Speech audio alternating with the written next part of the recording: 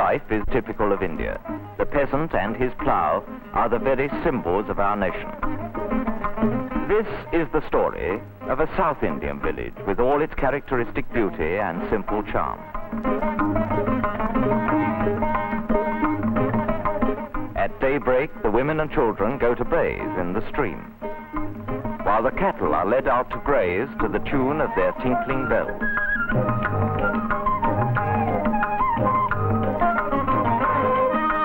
The women scour the household vessels in the stream and fill them with water for the day's requirements. The first important duty of the day is the worship of the village deity, while some of the villagers bathe in the waters of the temple tank, as it is believed that one is thereby purified from sin.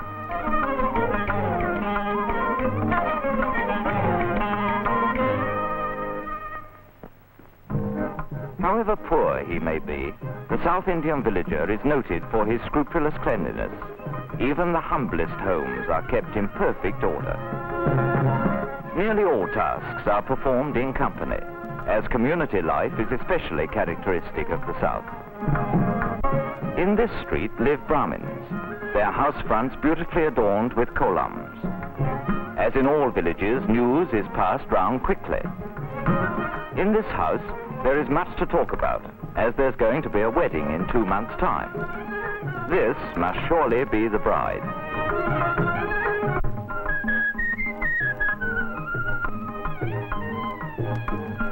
The sadhu predicts a long and happy life and numerous sons and daughters, and is duly rewarded by the grateful bride. The backyard is a veritable hive of activity. Cattle are fed and watered here, and cows are milked. Women sing village songs as they pound the rice. Done thus to music instead of gossip, work progresses swiftly.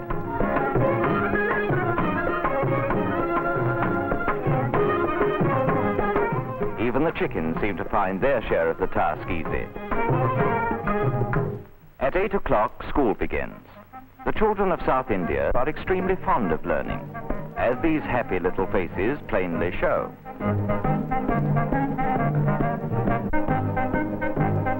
When lessons are over, the children play typical local games. The South Indian village is a self-sufficient unit.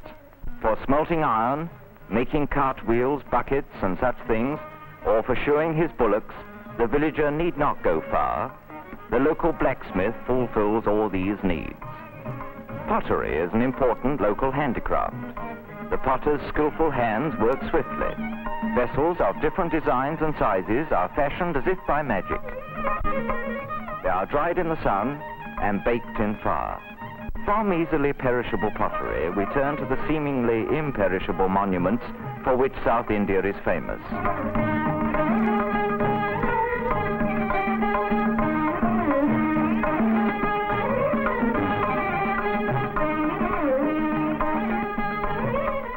These wonderful images express all the emotions, for each of which there is a set symbol.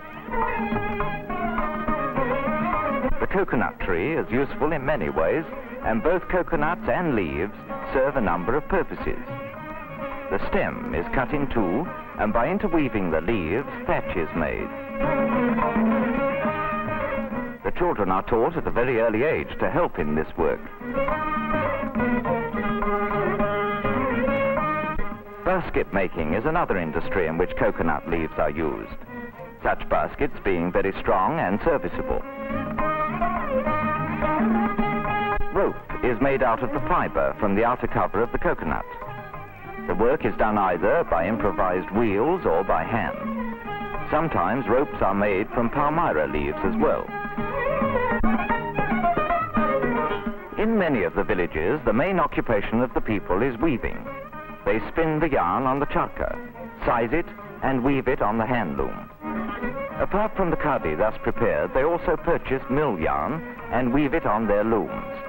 Our hand-spun clothing has done much to alleviate the cloth shortage.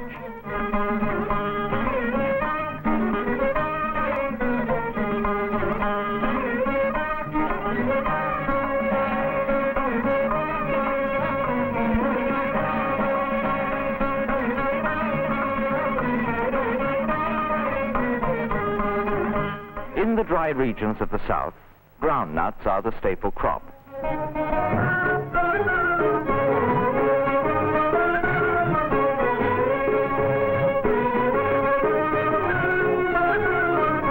It is not we alone who like to munch them. They are popular with all, from our venerable ancestors to our youngest descendants. Groundnut oil is being prepared here. This oil is widely used in cooking nowadays.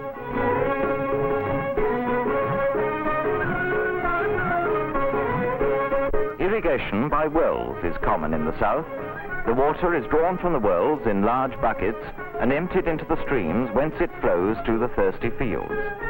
But even by this ingenious method, irrigation is no easy matter in the dry areas, and a fertile field is often a standing testimony to the dauntless perseverance and tireless labor of the peasants. As soon as the fields have been watered, plowing begins, and in the course of time, waste land turns into green meadows.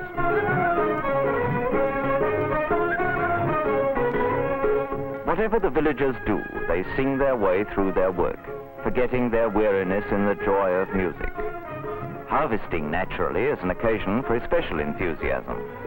If the land is their own and the harvest a good one, their gladness knows no bounds, and they seem not to be aware of the heavy burdens they carry as they gather in the crops. As the carriers transport the hay to the marketplace, they still sing their melodious folk songs.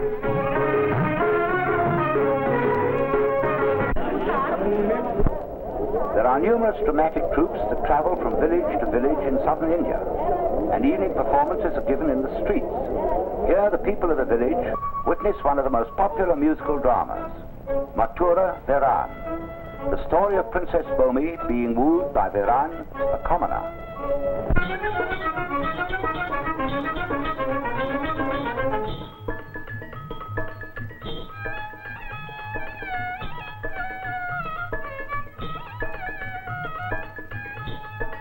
வானம் குமுறுதம்மா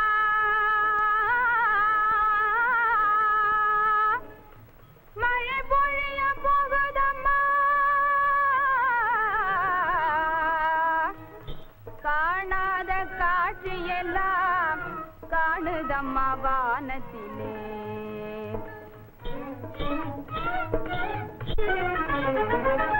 கரியமலை போலே மேகம் திரளுவதை பார் இருளிடையே மின்னல் கண்ணை சிமிட்டுவதை பார் கண்ணை சிமிட்டுவதை பார் அதன் அழகை வந்து பார் என் அழகை நின்று பார் யாரடா நீயும் எங்கே ஆணவத்தோடு வந்து அச்சம் இல்லாமல் எந்தன் அருகில் நெருங்குகின்றாய் யாரோ வென்றென்னை எண்ணி அஞ்சாதே பொம்மியம்மா வீரன் மதுரை வீரன் செல்லானின் மைந்தனம்மா காரிருளில் இங்கே வர காரணம் என்ன கட்டழகி பொம்மியேவும் காவலுக்கு வந்தேன் நானே காவலுக்கிறான் தனியாக என்னை விட்டு போகலாமோ தையலனி ஏன் உனக்கு ஒரு காவலா இல்லை உந்தனை கூடவுமே ஆவல் என்ன கூடவும் ஆவலா குறும்பு பேச்சு பேசுறி கரும்பே உன்மேல் ஆசை வச்சேன்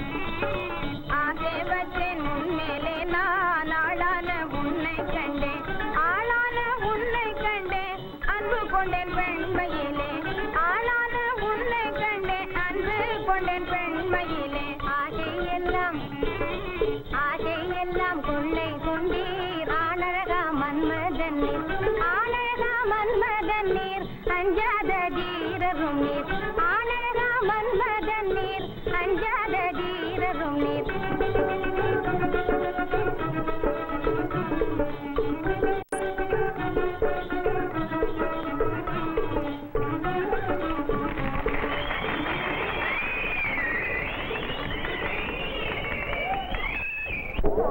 In the second act, Viran persuades Princess Bhumi to elope with him on horseback.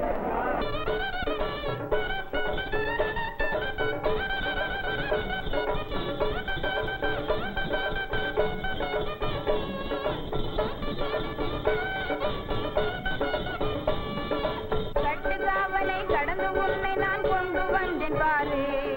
எனதழகு Ponni அம்மா உன்னை கொண்டு வந்தேன் பாரு. நான் வரமாட்டேன் என்று சொன்னாலே என்ன செய்ய முடியும்? எப்படி கொண்டு வர முடியும்? போதும் போல நான் வந்து உன்னையே தூக்கி வந்து இருப்பேன், பந்து போல் எடுத்து வந்து இருப்பேன். பூதம் போல நீ வந்திருந்தா நான் புழுவின் வடிவமாகி பூமிக்குள்ளே நான் புகுந்துடுவேன், நீ ஏமாந்துடுவாயே. பூமிக்குள்ளே நீ புகுந்திருந்தாலே எலியாய் மாறிய நான் பழையும் தோண்டி பிடித்திடுவேன். எலி உருவானால் நான் பெரும் பூனை வடிவமாகி வந்து மியாவ் மியாவ் என்று கற்றுவேன், எலியும் நடுங்கிடவே. பூனைவர் வந்தால் புலியொரு கொள்வேன், நடுங்கிய பயந்திடுவாய், பொம்மினி அடங்கி ஒதுங்கிடுவாய். வம்பு ஏனினி அன்பு வீரனே, இன்பமாக வாழ்வோம், நாம் இன்பமாக வாழ்வோம், நாம் ஒன்று சேர்ந்து வாழ்வோம்.